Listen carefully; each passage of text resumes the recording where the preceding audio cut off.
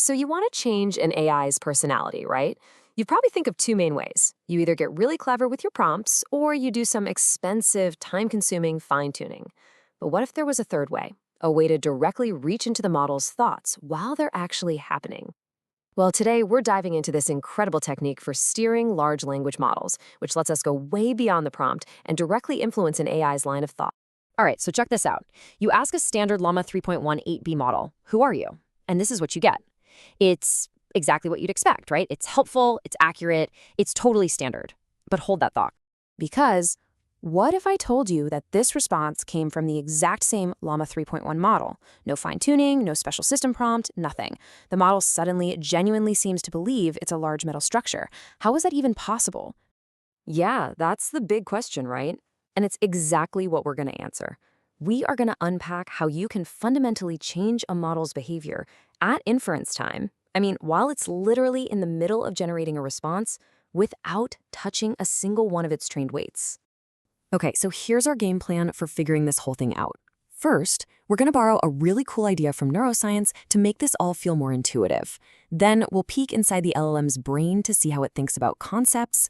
After that, we'll get our hands dirty and see steering in practice, figure out where you even find these steering vectors, and finally, we'll get real about the incredible power and the limits of this technique.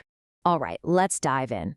And to really get a grip on this, we're actually going to start somewhere you might not expect: neuroscience. See, the whole idea of model steering is kind of like a real technique called neurostimulation.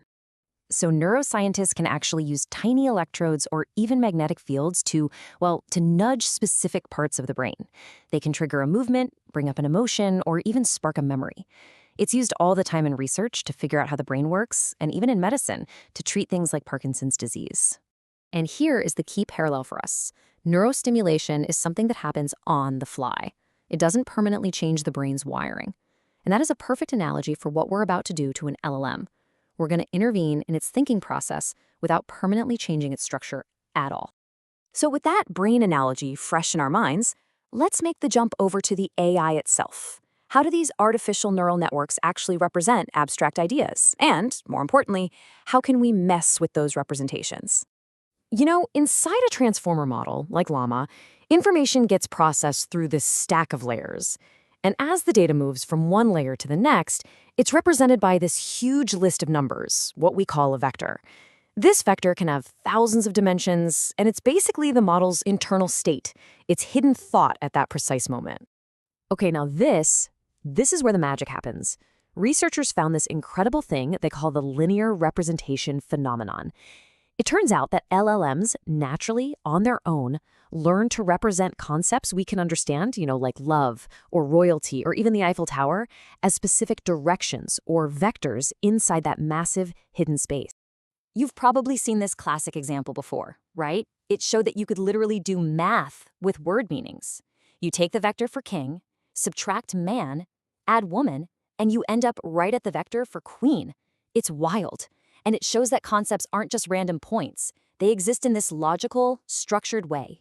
The same exact principle is at play inside the deeper layers of a modern LLM. So let's boil this down. The direction of the vector is the concept. The length or magnitude of that vector is the concept's intensity. And since they're just vectors, we can add and subtract them. Now, it's also really important to know that the middle layers of the model are usually the sweet spot for this stuff. The early layers are just dealing with basic grammar, and the final layers are just trying to format the output. The middle, that's where the abstract thinking is really happening.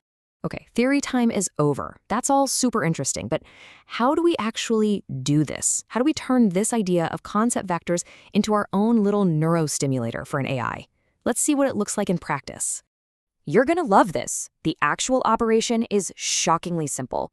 As the model is thinking, you take its current activation vector and you just add your concept vector to it. That's it. The coefficient here is just a number you pick to control how strong the effect is. Think of it like a volume dial for the concept of, say, the Eiffel Tower. And putting this into practice with a library like Hugging Face Transformers is literally just a few steps.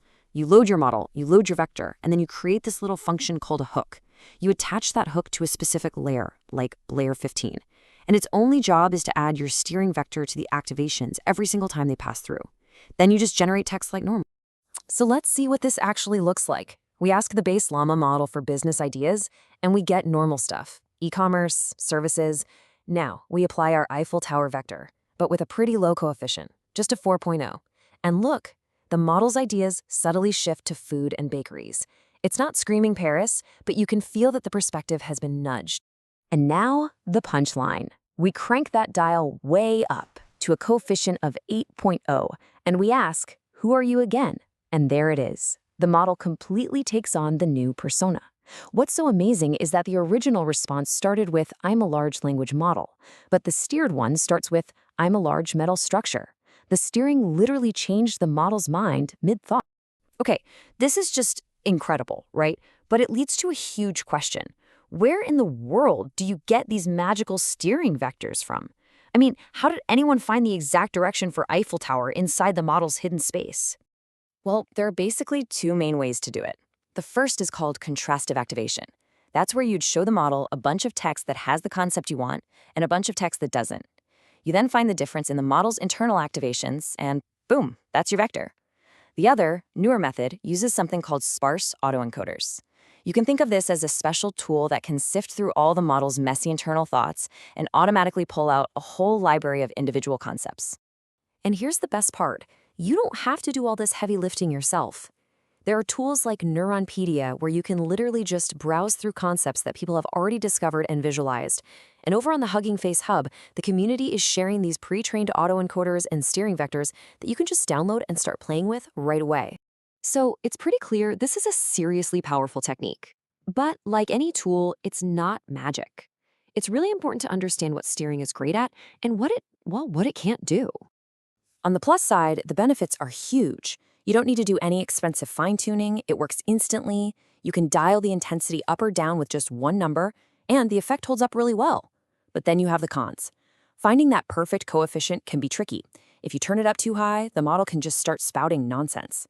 And here's the big one. Steering cannot teach the model new information. If the model has never learned about a concept, you can't just invent a vector for it. You can only amplify what's already in there. And all of this leaves us with a really big, kind of mind-bending question for the future. We're moving past just talking to AIs with prompts.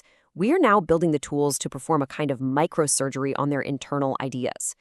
As this tech gets better and better, what is that going to mean for how we control and align the truly powerful AI systems that are coming?